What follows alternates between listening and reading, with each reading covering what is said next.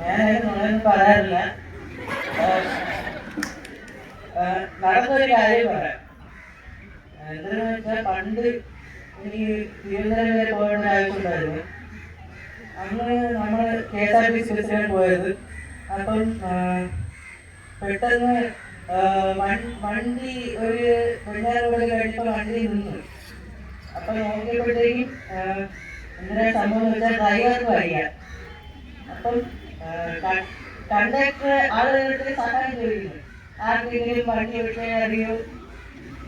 എനിക്കാണെ അങ്ങനെ കാർ ഓടിച്ച് ശീലമുള്ളൂ, ഞാനിങ്ങനെ വലിയ വണ്ടിയൊന്നും ഓടിച്ചിട്ടില്ല. അപ്പൊ പിന്നെ ഞാനൊന്നും ആലോചിച്ചില്ല, ഒരു ജീവന്റെ കാര്യമില്ലേ, നമുക്ക് എങ്ങനെ ഇത് വേണം വയ്ക്കാൻ പറ്റും. അങ്ങനെ ഞാൻ അപ്പോഴേ വണ്ടി സ്റ്റാർട്ട് ചെയ്ത് ഓടിച്ച് അടുത്ത ജനറൽ ആശുപത്രിയിൽ എത്തിച്ച്. അങ്ങനെ അവിടെ നിന്ന് ആൾക്കാരൊക്കെ മോൻ ചെയ്ത വലിയൊരു കാര്യമാണ്. അവിടുത്തെ ഒരു അങ്ങനെ കണ്ടിട്ടാണ് ഇത് പറഞ്ഞത്. അപ്പൊ അതൊക്കെ കേട്ടപ്പോൾ എനിക്ക് ഒരു മനസ്സിന് ഭയങ്കര ഇതായിരുന്നു.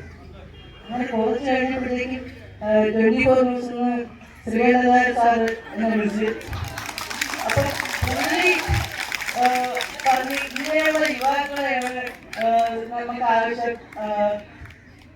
അപ്പൊ വളരെ വലിയൊരു കാര്യം നിങ്ങൾ ചെയ്തത്, ഇതേ നിങ്ങൾക്ക് ഇനിയും ചെയ്യാൻ കഴിയണം. അങ്ങനെ ഞാൻ അവസാനം ഈ ബസ്സിനകത്ത് ട്രിപ്പ് ക്യാൻസൽ ആയിരുന്നു. അങ്ങനെ ഈ ബസ് കമ്പാനൂർ ഡിപ്പോയിലെ ബസ്സാണ്. അപ്പൊ വേറെ ആരുമില്ല ഈ വണ്ടി തിരിച്ചുകൊണ്ടുവരാൻ. അങ്ങനെ ഞാൻ എന്റെ അടുത്ത് കണ്ടക്ടർ അപേക്ഷിച്ച പ്രകാരം ഞാൻ എന്തോ ചെയ്തു, ഞാൻ ഈ വണ്ടി തിരിച്ചവിടെ കൊണ്ടുവന്ന് ഇട്ട്. കുറച്ച് കഴിഞ്ഞ് ഞാൻ ഒരു ഉച്ചയ്ക്ക് ശേഷം ആഹാരം കഴിച്ച് നിന്നപ്പം ഒരു പരിചയമില്ലാത്ത നമ്പറിൽ ഒരു കോൾ വന്നു. അപ്പം പൂക്കാളത്തിൽ നോക്കിയപ്പം ഗണേഷ് KSRTC അങ്ങനെ എന്തോ വന്നു. അപ്പം ഞാൻ ആദ്യം ഇത് ഏതാ പറ്റിക്കാനായിട്ട് ആരെ വിളിക്കുന്നതായിരിക്കും എന്നൊക്കെയാണ് ഞാൻ വിചാരിച്ചത്. ഞാൻ ആദ്യം കട്ട് ചെയ്ത്. രണ്ടാമത് വിളിച്ചപ്പോൾ ഞാൻ എടുത്ത് തിരക്കിലായിരുന്നു, ഞാൻ PUBG കളിച്ചോണ്ടിരിക്കുകയായിരുന്നു. അപ്പൊ പറഞ്ഞ് ഞാൻ ഗണേശാണ്, മറ്റേ ട്രാൻസ്പോർട്ട് വകുപ്പ് മന്ത്രിയാണ് എന്നൊക്കെയാണ് ഞാൻ എൻ്റെ അടുത്ത് പറഞ്ഞത്.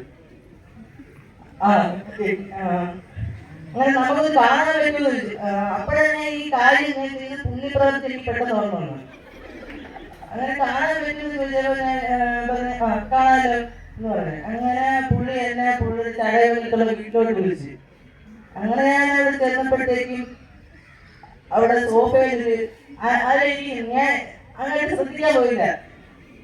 എന്താ അങ്ങോട്ട് ചരിഞ്ഞാടിക്കുന്നത്, അതൊന്നും ഞാൻ ശ്രദ്ധിക്കാൻ പോയില്ല. കുറച്ച് നേരം മോനെ ഇങ്ങനെ ഒരു വിളി ഇത് തോളിൽ തട്ടിയിട്ട് പറഞ്ഞ്, എന്താ മോനെ മോൻ ഹീറോ ആയതൊക്കെ കേട്ടല്ലേ, ഞാനുള്ളപ്പോൾ വേറെ ഹീറോ വേണമെന്ന്.